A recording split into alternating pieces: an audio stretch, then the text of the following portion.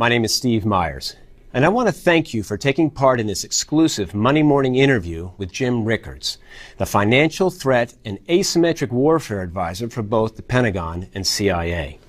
Recently, all 16 branches of our intelligence community have come together to release a shocking briefing that contained an alarming consensus. These agencies, that include the CIA, FBI, Army, and Navy, they've already begun to estimate the impact of the fall of the dollar as the global reserve currency, and our reign as the world's leading superpower being annihilated in a way equivalent to the end of the British Empire post-World War II. And the endgame could be a nightmarish scenario where the world falls into an extended period of global anarchy. Jim Rickards fears he and his colleagues' warnings are being ignored by our political leaders and the Federal Reserve. And we're on the verge of entering the darkest economic period in our nation's history, one that will ignite a 25-year Great Depression.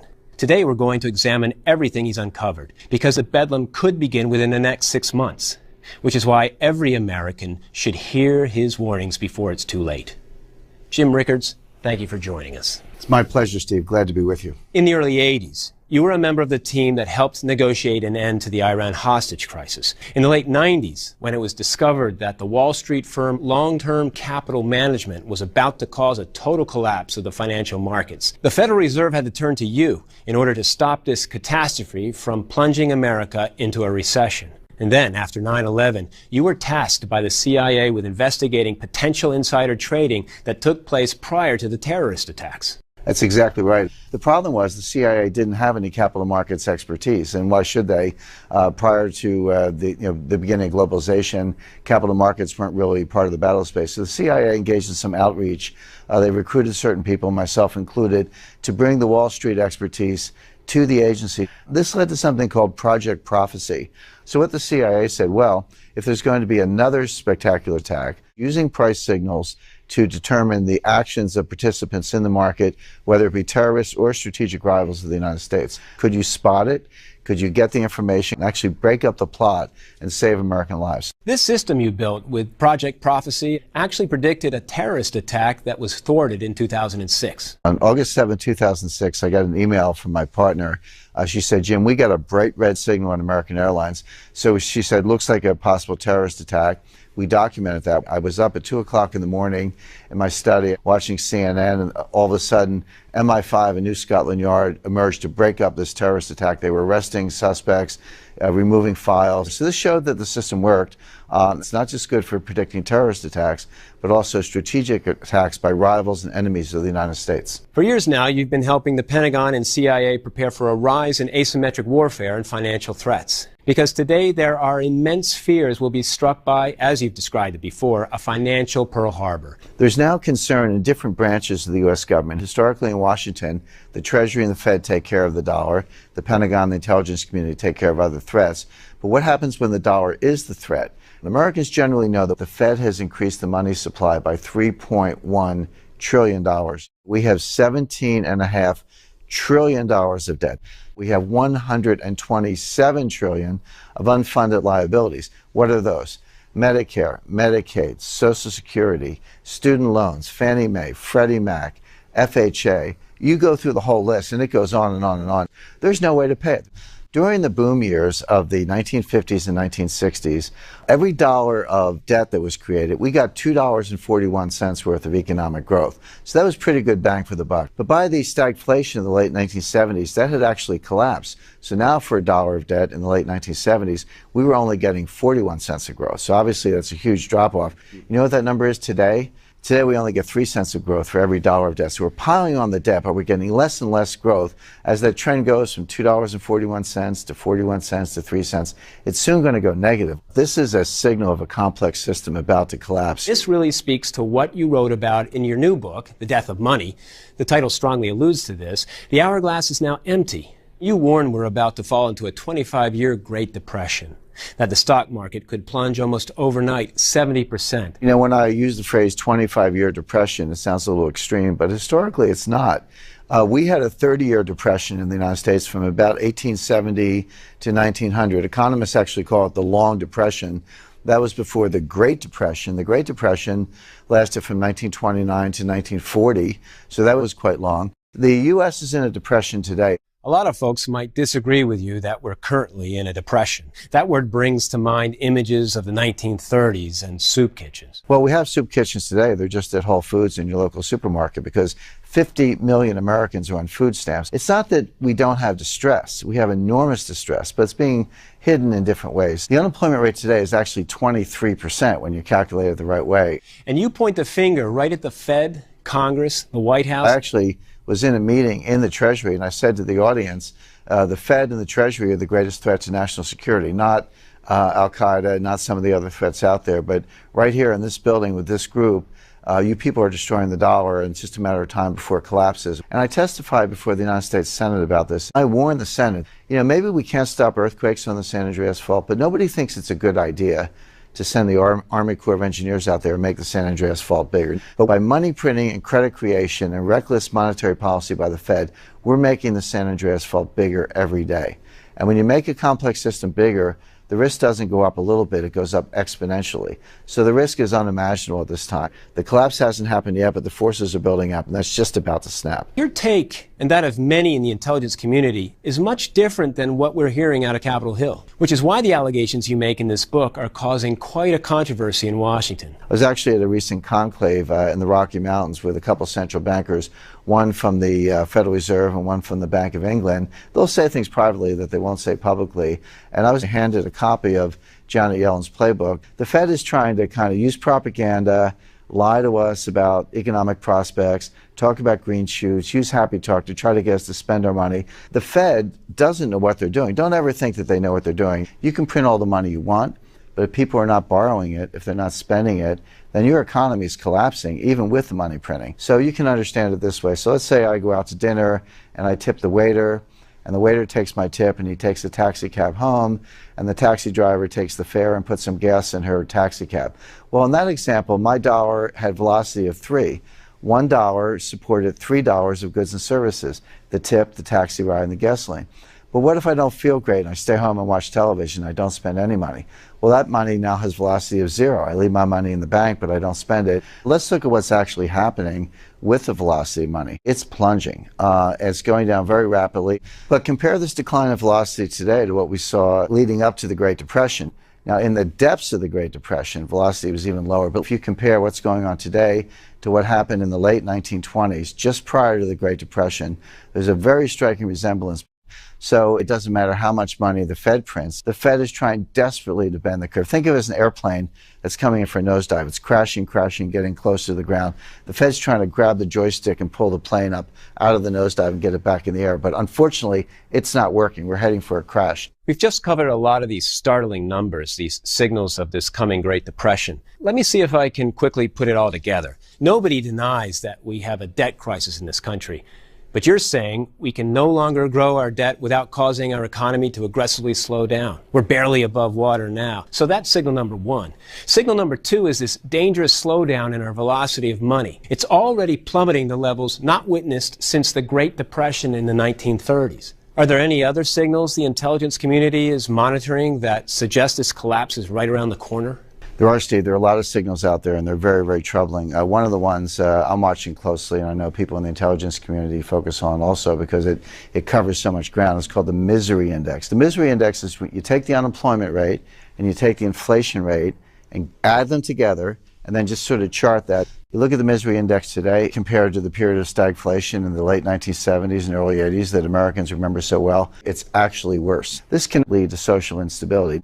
Take this back to the Great Depression. The misery index in the Great Depression was at 27, but today it's at 32.89. Believe it or not, it's worse today than it was during the Great Depression. What happens as the Depression worsens? Businesses can't pay their debts. The bad losses fall on the banks ultimately fail.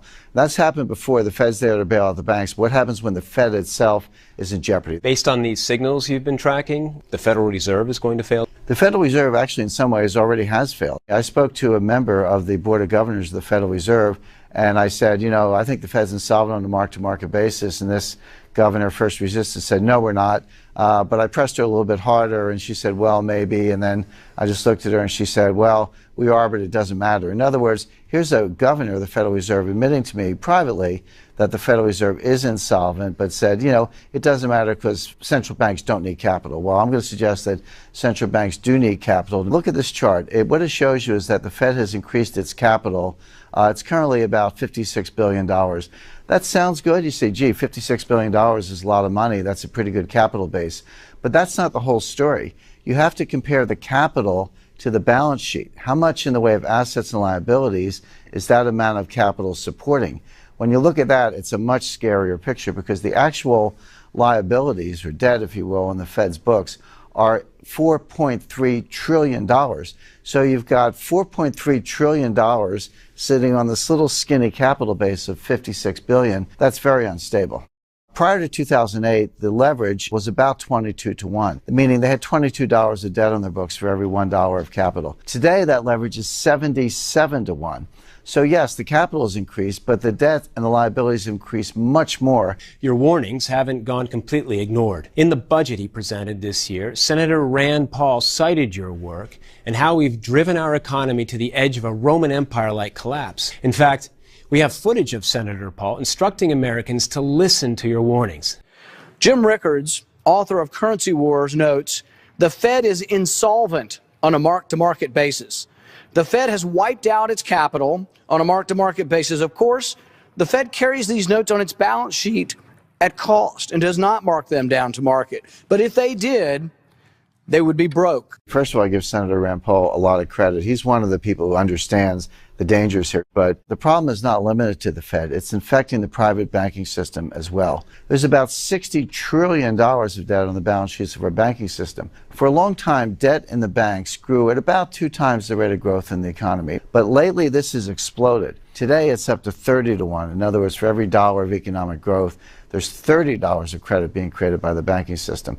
The whole thing's unstable. I can give you a very good example of this, and this actually comes from physics. If you had, let's say, a 35-pound block of uranium shaped like a cube, it would actually be fairly harmless. It's what we call subcritical. It's radioactive, but it's kind of tame. But now imagine you engineer it. You take that 35-pound block, you take one piece and shape it into something about the size of a grapefruit. Take another piece, shape it into something like a bat. Put the ball and the bat in a tube and fire them together with high explosives. That sets off a nuclear detonation. That destroys a city. The way it's been shaped and configured is what takes it from what we call subcritical to supercritical. Jim, are you seeing any signs that our stock market has reached a supercritical state? Well, unfortunately, yes, we're seeing a lot of signs of this. One of the ones that's really fundamental and really important is the ratio of stock market capitalization to GDP. Because you remember, the value of all the stocks in the stock market, that's supposed to represent the fundamental economy. It's not supposed to be off in a world of its own. But if you look at what's been happening to that ratio recently, it's going sky high. It's 203%.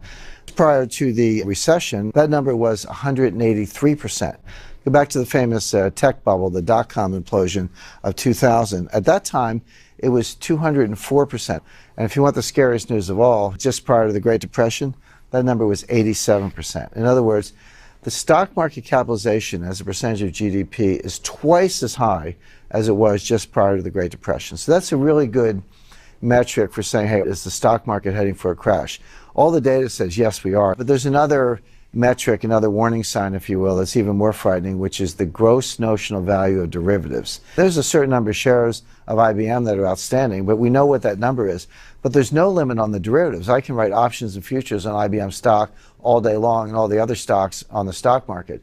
And that's what's been going on. Now, the gross notional value of derivatives in the world today is over $700 trillion, not billion, 700 trillion. That's 10 times global GDP. This collapse is unavoidable. So, we ask ourselves, how bad can this be? Well, what happened in 2007, 2008 when the markets collapsed? We all remember the value of stocks going down, real estate going down, housing going down. All that lost wealth was $60 trillion. The problem is now the system is bigger, so I would expect the lost wealth this time to be $100 trillion, possibly a lot more. We're in this critical state, getting close to the supercritical state where the system implodes. But it takes a catalyst. It takes a flashpoint. There are a number of potential flashpoints I've investigated. Jim, in a few moments, I want to discuss the steps Americans need to take with their investments and personal finances to prepare for everything you and your colleagues are predicting. But now let's quickly focus on some of these major flashpoints. One of the key flashpoints we're looking at is foreign ownership of U.S. government debt. Now, this is a very important thing to understand. We all know that the Treasury has issued over $17 trillion worth of debt. The question is, who buys it?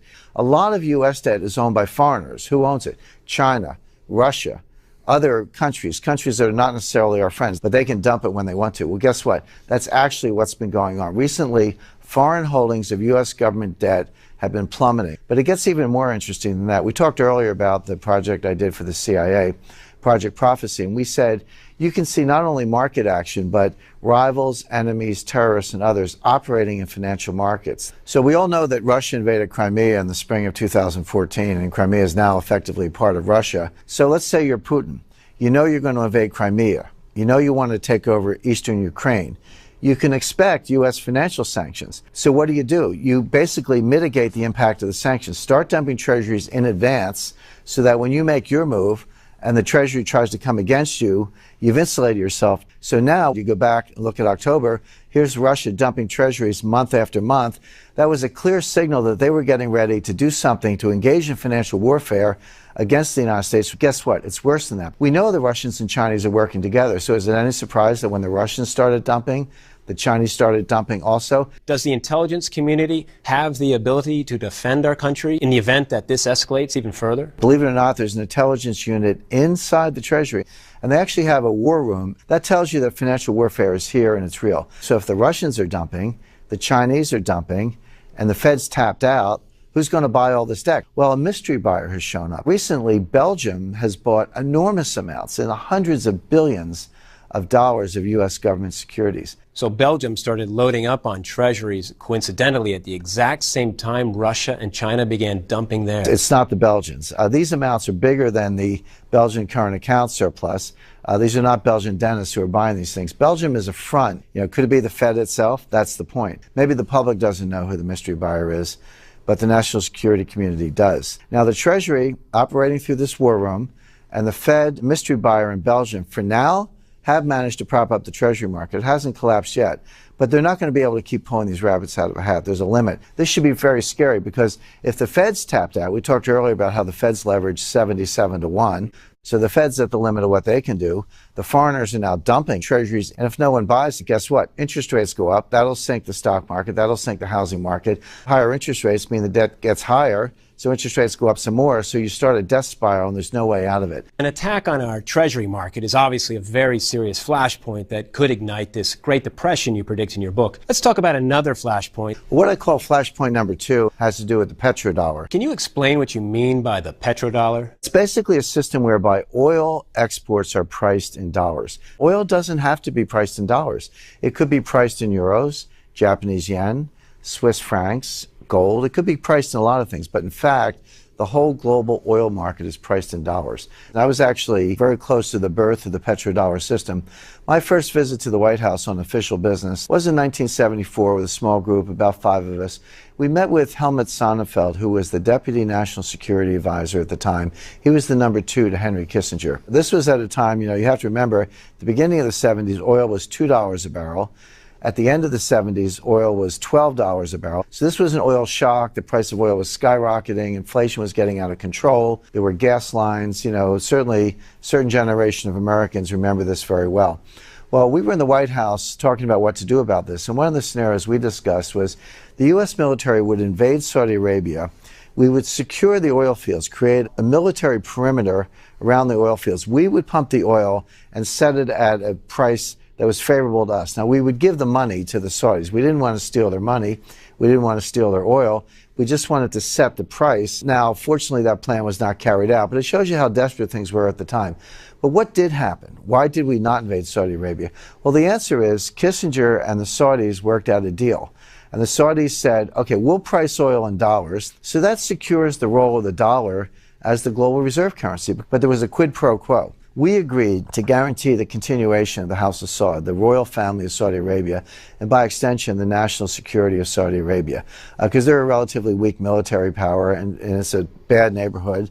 A lot of enemies in the region, starting with Iran and others. So a question would be, obviously, did this petrodollar deal work? And it absolutely did work. Once it kicked in, the dollar roared. This was the period, sometimes people call it the king dollar period, the strong dollar period. This was after Volcker and Reagan in the 1980s. But this only continued up to a certain period of time, up until around 2000, and then since then the dollar's been in a decline. So what could cause the fall of the petrodollar? Well, we're seeing it in real time. Think of the petrodollar, or the dollar's role as a global reserve currency. Think of it as a three-legged stool. So here's the stool, and it's got three legs. As long as the legs are standing, the foundation is firm, and the dollar will remain as a global reserve currency. But one by one, those legs are being pulled out. What are the legs? Well, the first one is Saudi Arabia. That was where the petrodollar deal began. Our side of the deal was we would guarantee the national security of Saudi Arabia.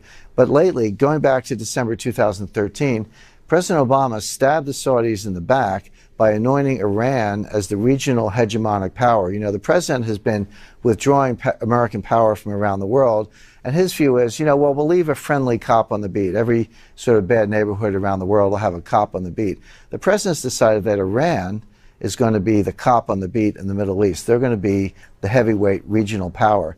Where does that leave Saudi Arabia? Out in the cold. So now Saudi Arabia is saying, wait a second, you've undermined our national security. You've reneged on your side of the petrodollar deal. Why should we hold up our end? Maybe we'll start pricing oil in gold or euros or maybe Chinese yuan, because now increasingly Saudi Arabia is selling more and more oil to China. So the first leg of the stool has been pulled out. The Saudis are going to back away from the petrodollar because we're no longer guaranteeing their security, because we're playing footsie with Iran. Second leg of the stool is Russia. Now, Russia is not a member of OPEC, but they are the world's largest oil exporter, one of the world's largest energy exporters, actually bigger than Saudi Arabia. So even though they're not a member of OPEC, they also price oil in dollars. So they've signed on to the petrodollar deal in their own way. But we're now engaged in financial warfare. Russia's ready to fight back. And this is not, classified information. This is being said publicly. Andrei Kostin, president and chairman of Russian Vnestorg Bank, VTB Bank, it's one of the largest banks in Russia, he recently said, it's time to change the entire international financial system that considers the dollar the key reserve currency. The world has changed. There's another member of the Russian parliament. He said, the dollar is evil. We will sell rubles to consumers of our oil and gas, and later we'll exchange the rubles for gold. If they don't like this, let them not do it. Let them freeze to death. So two of the legs of the stool, Saudi Arabia and Russia, have already been pulled out. The third leg is China, and that leg is coming out too. As far as Russia and China's role in taking down the petrodollar, this recent $400 billion energy alliance they signed, is that the purpose of it? Sure. Russia is the world's largest energy exporter. China is the fastest growing economy in the world. They need energy. So this is a natural partnership between the two. But the dollar is out in the cold. China is actually putting these yuan bilateral trade agreements in place all over the world. They're doing them one by one, but once there's enough trade and enough volume in certain currency, it can become a reserve currency. These are all straws in the wind leading to the collapse of the dollar as the global reserve currency. Jim, in your book, you investigate how nations are now using gold as a financial weapon. Is this one of the most dangerous flashpoints? It's absolutely one of the most dangerous flashpoints, and here's why.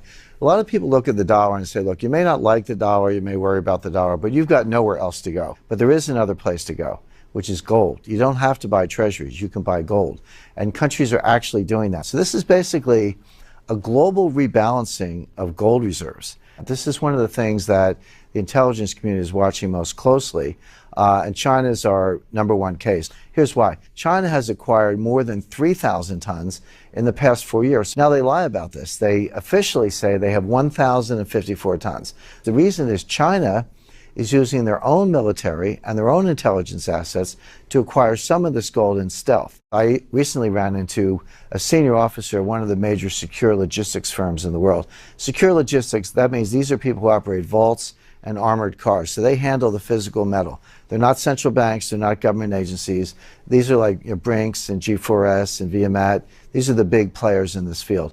One of these officials said he recently bought gold into China at the head of an armored column of the People's Liberation Army. In other words, he was in an armored car, and had armored personnel vehicles bringing gold into China. I guarantee that did not show up in the official Hong Kong import figures. Now, why is China doing this? A lot of people speculate that they want to launch their own gold-backed reserve currency. So take the Chinese yuan, back it with gold, make it a global reserve currency. That's extremely unlikely. That's not what China's doing. What they are trying to do is hedge against the collapse of the dollar. China can't prevent that from happening. What they can do is build up their gold reserves. This is known to the intelligence communities. This is not publicly revealed. What if it were publicly revealed? Here's what global gold reserves would look like if the amount that China owns were actually suddenly revealed. This is a dagger aimed at the heart of the dollar. Jim, so far all of these flashpoints have involved China. Isn't this an economic suicide mission to attack America? There's something else here, another flashpoint that could melt down the global financial system. What if the U.S. doesn't bring the entire pyramid crashing down? What if it's China? Well, it could very well be. They have a highly leveraged banking system. But the banking system is just the beginning. There's also something called a shadow banking system. This is now a $7.5 trillion industry, and it's up 4,067% since 2005. This term shadow banking, it's starting to get play in the press. How would you explain it? If you put your money in the bank in China, it's just like the United States. They pay you nothing, zero, maybe, 1/4, 1%, something pathetically small. But they're offering these wealth management products that pay 5, 6, 7%. Well, what are they? Well, they take the money and they buy mortgages on worthless assets, inflated assets, and bubble assets that are going to crash. Before the crash in the United States, before 2008, new construction as a percentage of GDP growth, that was about 16%. 16% is a pretty big slug. But look at China. In each of the last 3 years, construction has been 50% of GDP growth. They're building white elephants, they're building trophy projects, they're building ghost cities. I've been to China. I was with the Communist Party officials and provincial officials. They were trying to get me to bring some businesses in. I went to one place near Nanjing. They weren't building 7 buildings, they were building 7 cities. Every city had a whole cluster of skyscrapers, luxury hotels, athletic facilities, housing facilities, high-end shopping, metro stops, highway access, and an airport to service all 7 of these cities. This construction was going on as far as the eye can see. It was all empty, all of it. Now here's the point. In the U.S. before the crash, it took about 4.3 years of income to buy the typical house. In China, it takes 18 years of income. Well, if they're building apartments and co-ops and condos and people can't afford them, the price is going to collapse. One of the senior banking officials in China said, this is a Ponzi scheme. Those are his words, not my words. I happen to agree. But we all know what happens to Ponzi schemes. Eventually, you run out of suckers and they collapse. Once you have enough collapses, there's going to be a run on the bank. The bankers are going to say, sorry, we can't pay you. It's not our problem. Well, that's not going to be good enough. Riots are going to break out. What does it mean when the world's second largest economy hits the brakes? That's going to be disastrous for global growth. It's going to pull the rug out from under the sky-high valuations we're seeing in U.S. stock markets. This is a setup for an entire collapse of the global economy. Jim, there's one more flashpoint I'd like to talk about. It has to do with a premeditated plan you believe exists inside the IMF and involves high-ranking U.S. officials to replace the dollar as the world's reserve currency. It's not just my belief. This is actually documented. It's a 10-year plan to replace the dollar as the global reserve currency. The IMF released a report this year. It was called, get this title, "The Dollar Reigns Supreme by Default." Here's a direct quote. "The aggressive use of unconventional monetary policies by the Federal Reserve, the U.S. Central Bank, has increased the supply of dollars and created risks in the financial system. The dollar's status should be in peril." Reserve is nothing more than a savings account for a country. That's the amount of money they've saved. But the problem is when you have it, you have to decide what to do with it. You can't just stick it under a mattress, so to speak. A lot of people think that the dollar will prevail because there are no good alternatives. That's not true. The dollar is declining sharply as a percentage of all the reserves. Imagine if that continued. The euro comes up, Swiss franc comes up, some of the other currencies come up. That's one outcome, but there's another outcome that's probably coming a lot sooner, which is that we have a financial panic in the world. And a central bank has to re-liquefy the world. Where's that money going to come from? It can't come from the Fed. They're leveraged 77 to 1. There's only one clean balance sheet left in the world. That's the IMF. The IMF, believe it or not, is only leveraged 3 to 1. When the next crisis comes, it's going to be bigger than the Fed. The only source of liquidity in the world is going to be the IMF. Think of it this way. The Federal Reserve is a printing press. They can print dollars. The European Central Bank has a printing press. They can print euros. Well, the IMF, the International Monetary Fund, has a printing press also. They can print something called the special drawing right, or the SDR for short. These SDRs can come along as a new reserve currency. The reason they came up with the name special drawing rights is because if they called it world money, that would sound a little spooky and scary, but that's exactly what it is. But here's the point. This may be a 10-year plan. We're not going to make it 10 years. This collapse will happen a lot sooner than that. So they're going to have to dust off this playbook and run out these SDRs and print trillions of them to prop up the system. Now, if the Fed bailed out private credit in 2008 and the IMF now bails out the Fed in the next financial panic, who runs the IMF? Who's really in charge? Well, it's a nice crowd. You got kings, dictators, communists. They're unelected, unaccountable. And this is the next flashpoint. Really, the IMF taking over the world monetary system, becoming the central bank of the world, printing world money called the SDR. Jim, these flashpoints, the attacks on our treasury market and petrodollar, China's stealth gold run, China's inevitable collapse, even this alarming inside job to take down our dollar that's escalating at the IMF.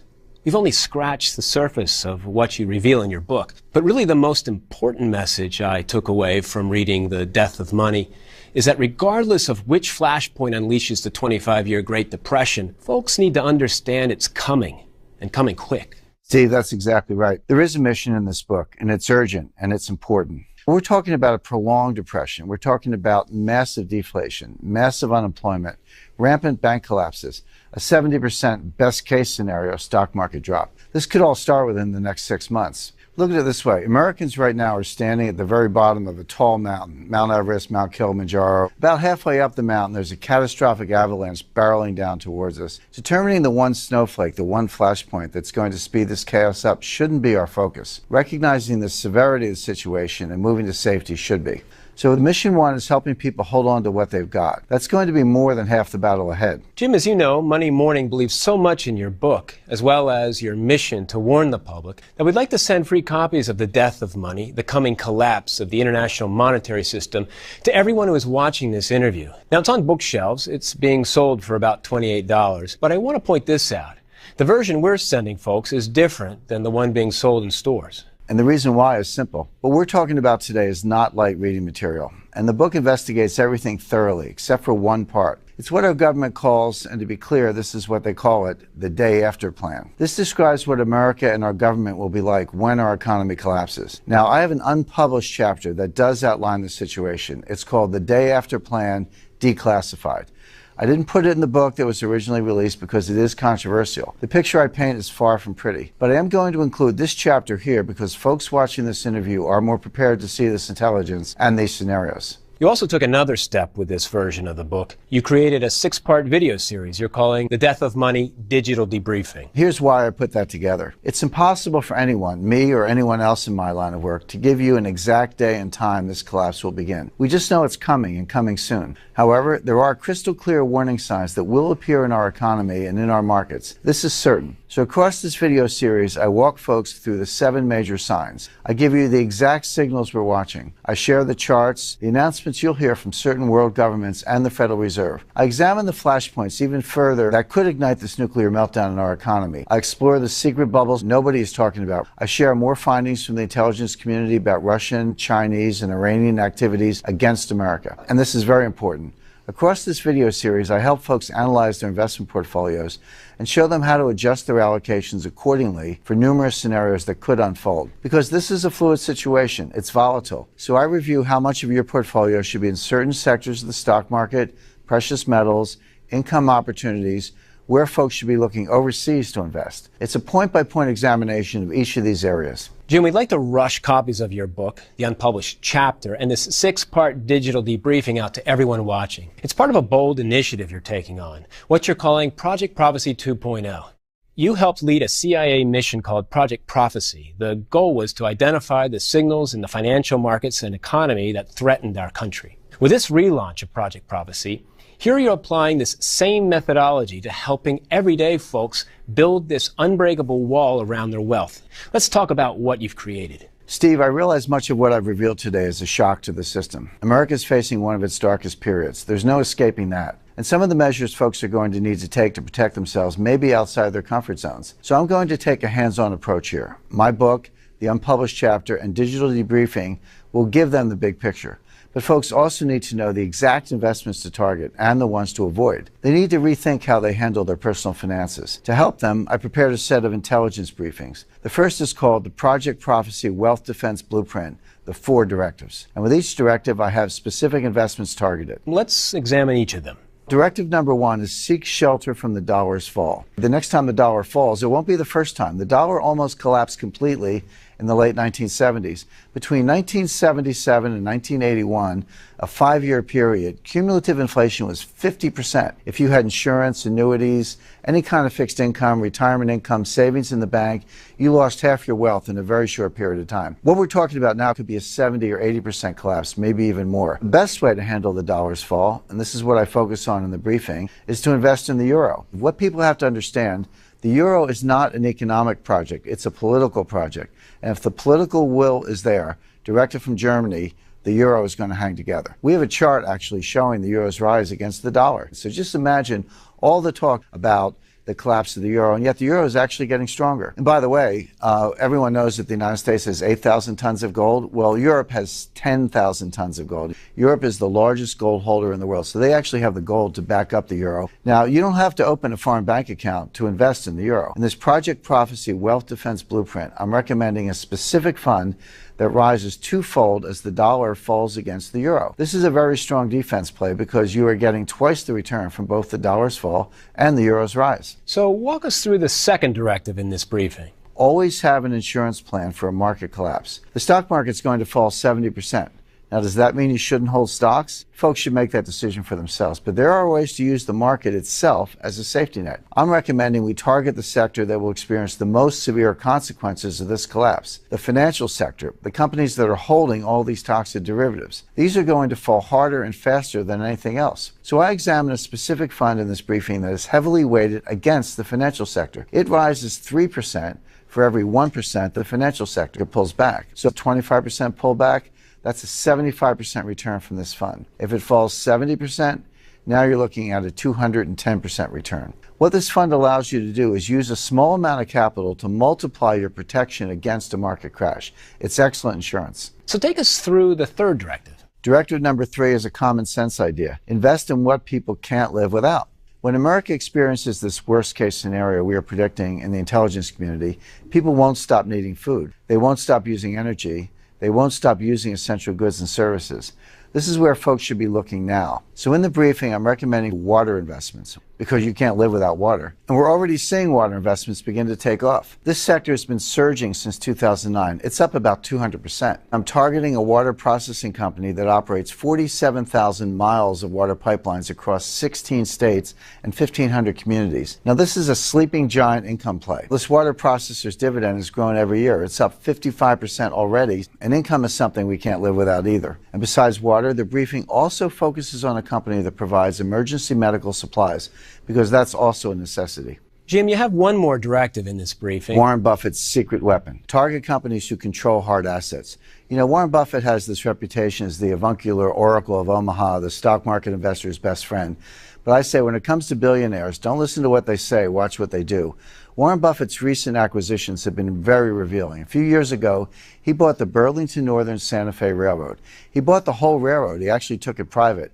Well, what is a railroad? A railroad is nothing but hard assets. They have right-of-way, mining rights adjacent to the right-of-way, rail, rolling stock, yards, switches, signals. It's all hard assets.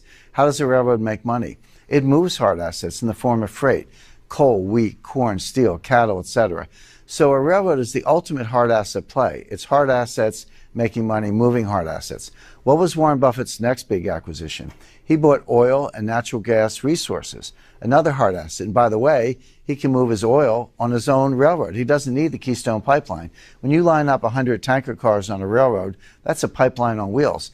So Warren Buffett is a guy who's dumping paper money, getting hard assets in the form of railroads, oil, natural gas. If it's good enough for Warren Buffett, it's good enough for everyday Americans. This is the most important of the directives. So I have the top 6 companies who have built these hard asset escape plans into their business models. Now, the second intelligence briefing you've created, it's called the Project Prophecy Watch List, 30 stocks that will soon collapse. Take us through this. Steve, during the original Project Prophecy for the CIA, we built a tracking system, a watch list of the 400 stocks most likely to signal a coming attack on America. But in the years that followed, we kept modifying its capabilities so it could identify the companies that were in danger of collapsing. This intelligence briefing reveals the 30 stocks that are now at the top of that list. Now, when folks see these stocks, it may shock them. These aren't microcaps or small caps because they don't have the capability to do widespread damage. These are 30 of the most widely held stocks in the retirement accounts and 401ks of everyday Americans. Most are large blue chips. That means everybody watching today is probably holding one, two, or more of them, and they are vulnerable to complete annihilation. Now, inside this list of 30, I've singled out the 10 that are currently at a red alert status.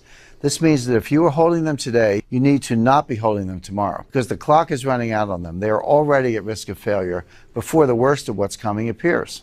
Now let's talk about the final intelligence briefing you've created, the Project Prophecy Hard Assets and Personal Finance Playbook. I'm advocating people, if they aren't already and they have the means to do so, to start exploring adding hard assets to their overall portfolio. This intelligence briefing covers them all, from land, including farmland, to certain antiquities and art that holds value, as well as physical currencies and precious metals. I'd like to focus on one precious metal in particular, gold. Now, in the book, you reveal how China has successfully manipulated gold's price to keep it low while they stockpile it in their reserves. But you're bullish on it moving forward. However, you do write that people may be taking a dangerous approach to gold investing. It's become fashionable in recent years to invest in gold ETFs. The GLD ticker is the headliner. The logic on the surface makes sense. You can secure gold without having to acquire it physically and store it.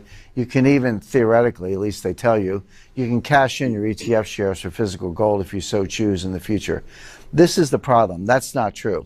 The everyday American does not have that ability. Here's how to think about the gold market. Imagine it's a pyramid, but it's inverted. The point is down at the bottom and the wide base is at the top. There's a little tiny bit of physical gold at the bottom. On top, you have all these forms of paper gold. What are they? Gold leasing, unallocated gold forwards, gold futures, gold options, gold ETFs. These are all what I call paper gold. They give you contractual rights, but there's no assurance you'll ever get your hands on physical gold. Now, what's happening is this whole pyramid is getting larger and larger, but the amount of physical gold, the floating supply, is disappearing. When gold moves from the GLD warehouse to the Chinese warehouses in Shanghai, which it is, it's been moving from west to east in very large quantities. Once it goes to Shanghai, it's no longer part of the floating supply. That gold's never going to see the light of day, at least not for several hundred years. So the total supply may be unchanged, but the floating supply is dropping. That means this little brick at the bottom of the pyramid is getting smaller and smaller. One of two things has to happen. Either that paper pyramid has to shrink, or the whole thing's going to become wobbly and tip over. So if you have GLD, you only have shares and you will only ever have shares. You cannot get your hands on the gold. So with this intelligence briefing, I tell folks to stay away from gold ETFs, and instead I talk about 3 specific precious metal coins they'll want to look into immediately. Now let's examine how folks can fortify their personal finances from these dangerous times that are fast approaching. This is very important, because if you protect yourself with your investments, yet don't take the same measures with your personal finances, you'll experience the same outcome, and it won't be a good one. The bank you choose to keep your money in is now a critical decision, because that bank may not be around next year or the year after as everything escalates. So I talk about the safest banks and credit unions. These will not collapse. You should make sure your money's in one of them. I show folks which CDs and conservative income opportunities are most shielded from risk. I talk about the 10 safest cities for the future. These are the ones with the strongest local economies. They have industries that will continue providing jobs. Their crime rates are low now, and they have the best chance of staying that way, even in the darkest times. Retirees should be looking near these areas. Plus, I also examine which careers will be the safest, because real unemployment and underemployment is already an epidemic, but it's going to get much worse. Jim Rickards, what you revealed today in this interview is nothing short of a wake-up call. Thank you for joining us. It's my pleasure, Steve. Today, Jim Rickards stepped forward to warn you about a coming catastrophe the intelligence community fears is at our doorstep. But as you saw, he's also working to help everyday folks across the country prepare for it. And we at Money Morning want to do our part as well. That's why we'd like to send you a free copy of everything Jim has prepared, what he's calling the Project Prophecy 2.0 Action Plan. It includes his New York Times best-selling book, The Death of Money, The Coming Collapse of the International Monetary System, as well as the controversial unpublished chapter, The Day After Plan, Declassified. Plus the 6-part video series, The Death of Money, Digital Debriefing. These pieces will help you understand the coming crisis. And then you'll receive the resources you need to stay safe from it. With Jim's Project Prophecy Wealth Defense Blueprint, he'll reveal 10 investments in foreign currencies, international stocks, and American companies that will protect you.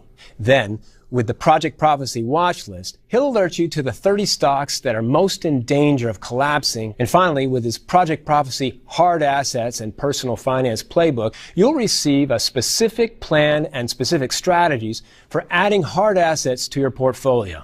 And you'll be given an easy-to-follow checklist that will walk you through the measures you can implement immediately to strengthen your personal finances.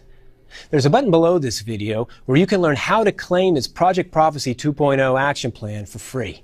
And I strongly suggest you do so, because if Jim and his colleagues at the Pentagon, CIA, and across the entire intelligence community are right, there isn't much time left to protect yourself. I want to thank you for joining us today. I'm Steve Myers. Stay safe. My name is Steve Myers, and I want to thank you for taking part in this exclusive Monday morning interview with Jim Rickards, the financial threat and asymmetric warfare advisor for both the Pentagon and CIA. Recently, all 16 branches of our intelligence community have come together to release a shocking briefing that contained an alarming consensus. These agencies, that include the CIA, FBI, Army, and Navy, they've already begun to estimate the impact of the fall of the dollar as the global reserve currency, and our reign as the world's leading superpower being annihilated in a way equivalent to the end of the British Empire post-World War II. And the endgame could be a nightmarish scenario where the world falls into an extended period of global anarchy. Jim Rickards fears he and his colleagues' warnings are being ignored by our political leaders and the Federal Reserve. And we're on the verge of entering the darkest economic period in our nation's history, one that will ignite a 25-year Great Depression. Today we're going to examine everything he's uncovered, because the bedlam could begin within the next 6 months. It's a signal of a complex system about to collapse. This really speaks to what you wrote about in your new book, The Death of Money. The title strongly alludes to this. The hourglass is now empty. You warn we're about to fall into a 25-year Great Depression, that the stock market could plunge almost overnight 70%. You know, when I use the phrase 25-year depression, it sounds a little extreme, but historically it's not. We had a 30-year depression in the United States from about 1870 to 1900. Economists actually call it the Long Depression. That was before the Great Depression. The Great Depression lasted from 1929 to 1940, so that was quite long. The U.S. is in a depression today. A lot of folks might disagree with you that we're currently in a depression. That word brings to mind images of the 1930s and soup kitchens. Well, we have soup kitchens today. They're just at Whole Foods in your local supermarket because 50 million Americans are on food stamps. It's not that we don't have distress. We have enormous distress, but it's being hidden in different ways. The unemployment rate today is actually 23% when you calculate it the right way. Or the Pentagon, the intelligence community take care of other threats. But what happens when the dollar is the threat? Americans generally know that the Fed has increased the money supply by $3.1 trillion. We have $17.5 trillion of debt. We have $127 trillion of unfunded liabilities. What are those? Medicare, Medicaid, Social Security, student loans, Fannie Mae, Freddie Mac, FHA. You go through the whole list and it goes on and on and on. There's no way to pay it. During the boom years of the 1950s and 1960s, every dollar of debt that was created, we got $2.41 worth of economic growth. So that was pretty good bang for the buck. But by the stagflation of the late 1970s, that had actually collapsed. So now for a dollar of debt in the late 1970s, we were only getting 41 cents of growth. So obviously that's a huge drop off. You know what that number is today? Today we only get 3 cents of growth for every dollar of debt. So we're piling on the debt, but we're getting less and less growth as that trend goes from $2.41 to 41 cents to 3 cents. It's soon going to go negative. Which is why every American should hear his warnings before it's too late. Jim Rickards, thank you for joining us. It's my pleasure, Steve. Glad to be with you. In the early 80s, you were a member of the team that helped negotiate an end to the Iran hostage crisis. In the late 90s, when it was discovered that the Wall Street firm Long-Term Capital Management was about to cause a total collapse of the financial markets, the Federal Reserve had to turn to you in order to stop this catastrophe from plunging America into a recession.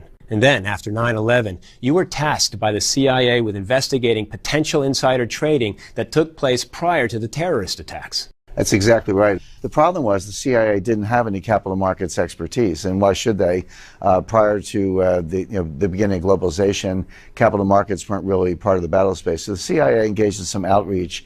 They recruited certain people, myself included, to bring the Wall Street expertise to the agency. This led to something called Project Prophecy. So what the CIA said, well, if there's going to be another spectacular attack, using price signals to determine the actions of participants in the market, whether it be terrorists or strategic rivals of the United States. Could you spot it? Could you get the information and actually break up the plot and save American lives? This system you built with Project Prophecy actually predicted a terrorist attack that was thwarted in 2006. On August 7, 2006, I got an email from my partner. She said, Jim, we got a bright red signal on American Airlines. So she said, looks like a possible terrorist attack.